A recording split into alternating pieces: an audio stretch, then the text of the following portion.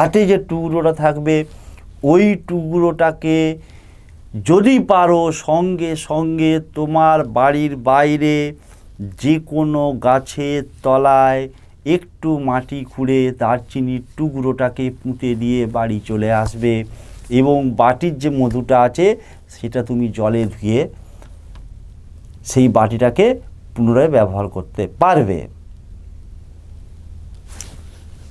আশা করি বোঝাতে পারলাম। স্ক্রিনে দেখাচ্ছে মন্ত্রটা হচ্ছে ওং চম ওং চম ওং চম। যখন তুমি দারচিনির টুকরোটাকে জিভে দিয়ে বলেছি যে মন্ত্রটাকে 7 বার বলবে, 7 বার কি মন্ত্র বলবে স্ক্রিনে দেখালো ওং চম ওং চম ওং চম, এই মন্ত্রটা তুমি 7 বার বলবে।